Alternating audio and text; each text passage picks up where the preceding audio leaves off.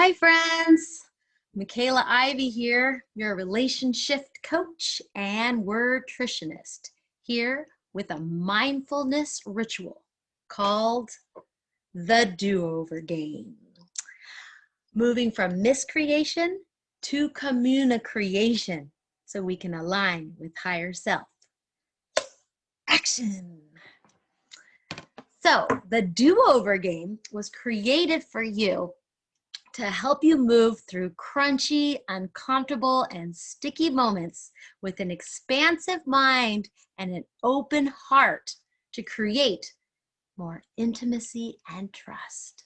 That's right, the Do-Over Game, what it does is it gives you direct access to parting the clouds in your thinking so that you can access the deep wisdom of your higher self and allow it to shine through in moments where you need to be heard or you need to be listened to. So before I go into the Do-Over Game, I just want to clarify a few terms. The first one is higher self. And for me, higher self is just connecting to your deepest wisdom of what's most healthy for all in any given situation. So it's just connecting to the most ideal version of yourself in order to help you manifest what your deepest desires are. Miscreation is just creating something unintentionally. So it is the opposite of rapport. Rapport is that condition when there's safety, trust, and a willingness between two people.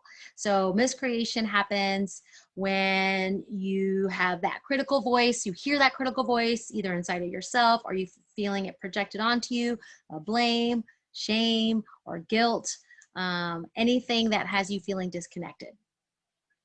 I mean, the truth is being human comes with its challenges. And one of them is the battle we have with our thoughts, right?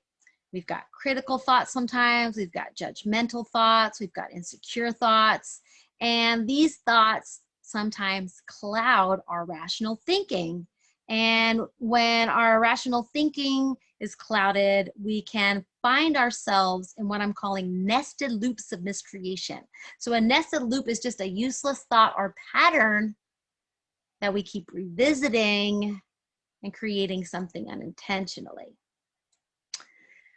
So when I say CommuniCreation, what I mean is when we use our words to create versus destroy. Because we all have the power to be empowering and use our words to create peace versus war. And that's really important. I mean, and sometimes you'll notice when you're in miscreation, I like to look at it like, let's say you're driving a car on the highway and you lose attention and all of a sudden you find yourself on the rumble strips, those little spots on the road where they're like boom, boom, boom, boom, boom, boom, boom, boom, boom. And that's what happens when you're in miscreation. And those rumble strips are simply a sign and a signal feedback that something is not aligned. So, and usually a lot not aligned where you've lost rapport with somebody or you're having a thought that gives you anxiety or feeling insecure. So this is the Do-Over. The game is, again, created so that you can get back on track and course correct any behavior or thought that isn't aligned with what's highest and best for you and the highest and best for all in any situation. So it's meant to have fun and to just get a reset. So these are the simple step-by-step fun instructions on how to play the game. So the first thing to notice is when rapport is broken. And again, you'll notice you have broken rapport when there's a feeling of coldness and distance, you're feeling withdrawn, you're feeling criticized, there's an air of blame or shame, or maybe some hidden agendas. So again, that mindfulness practice is noticing when you're in that conversation, when this is starting to happen. And that's when you want to bring out your peace flag. Oh, we're in miscreation. Let's bring out the peace flag. Okay, so step number 2. Step number 2 is to make a hand gesture. And the hand gesture is less important than why you're using the hand gesture. And the hand gesture is used just to signal the other person without using words to interrupt them that you're needing their attention and support. So for instance, I like to use the hand gesture. Really simple one is just like this. Or again, because it's not important, you can wave, or how about even just a timeout? Again, this is just to bring attention to the moment, to say, hey, I'm noticing I'm feeling disconnected from this conversation, and I'm wanting to come back into rapport. So I just want to say that there are extra bonus points for being self-aware and calling yourself out when you notice that you have lost rapport in a conversation and you're speaking or sharing in a way that doesn't feel aligned with your higher self. It doesn't feel healthy. It's always good to be self-aware, so important. So step number 3, ask permission. Again, we want everyone to opt in willingly to this game, and asking permission gives that opportunity. So you ask permission and you say, would it be okay if we took a pause in this conversation for a moment?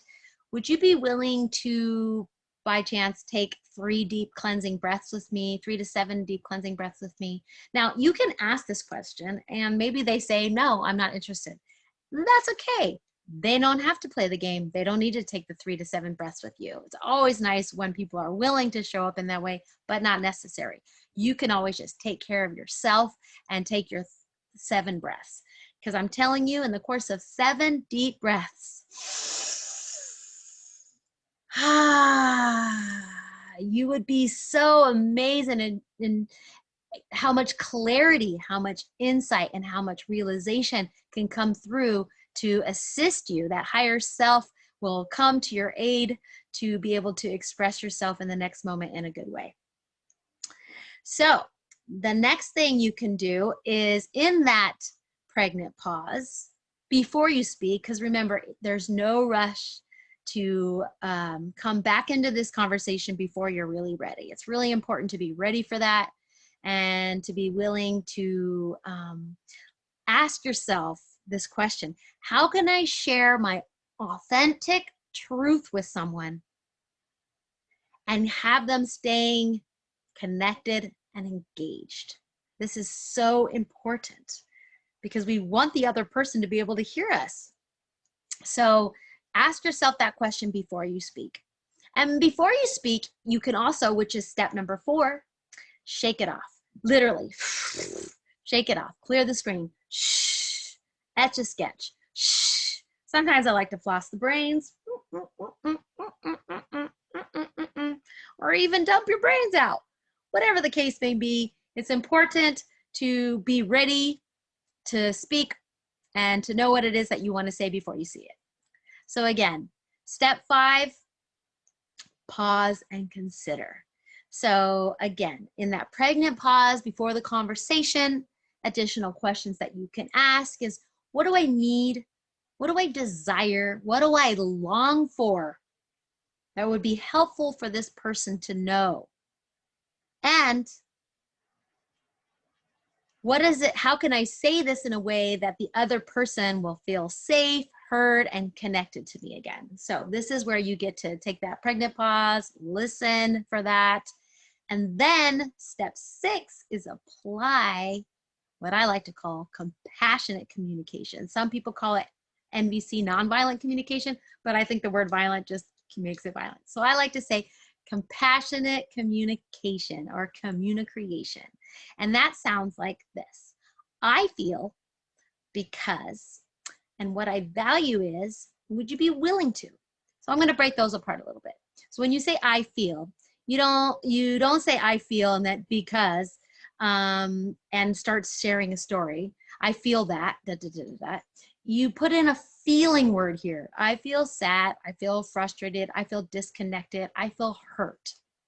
And then you say because. Now, this is where it's really important to stay in observation versus evaluation and judgment. Now, let me give you an example of this. Let's say you're at work and you have an employee that's been showing up 10 minutes late for the last week. And they show up and you say, so you're always late for work and it just seems like this job is not important to you. That right there is a judgment and an evaluation. This is how you quickly lose rapport from someone and there's no safety, there's no connection. In fact, they might be like, la, la, la, I can't hear you, because it just may not be even true for them. Maybe they couldn't find their keys. Who knows why they were late? So instead, you can just move it into observation in a compassionate way and say, hey, I've been noticing that you've been 10 minutes late to work. And since that's a fact, they can easily re-engage with you. And then you want to talk about what it is that you value. I value integrity with showing up on time. I value trust. I value curiosity. I value honesty. Whatever it is that you value and you need in that conversation. And then you finish with, would you be willing to? Again, you're making a request, you're asking permission. Would you be willing to show up 10 minutes early to work for the next week to show me that you really care about having integrity with showing up on time? Really simple stuff there. So an important side note is if you call a do-over and invite someone into it and they say yes, then there's no need to process what happened before that do-over was called, okay? It's really important not to take emotional and psychological inventory and bring it up at a later date. So it's so important. Again, it's like the game of Monopoly, the get out of jail free card. So it's all about dropping the argument, okay? Don't go back into old stories. It's like scratching off scabs. It doesn't speed up the healing process. Really, you're simply letting it go and cleaning the slate and moving on. Onward, ever forward. Really, this makes the game fun. This makes the game easy for everyone, knowing that they don't have to go into the past and process it later. Great. Good job, everyone. Step number 7, thank them. Thank them for being willing to start over and bringing mindfulness to how they express themselves. So important. Yeah, we love giving thanks. I thank, therefore I am. Number 8 is celebrate and gratitude. Celebrate, celebrate, celebrate. Celebrate the flexibility and insight to get back on track and stay deeply connected. You know, give thanks for this person to be willing to not bring this up at a later date and to continue to show up in a place of love and understanding and compassion. Remember, we don't need to be perfect.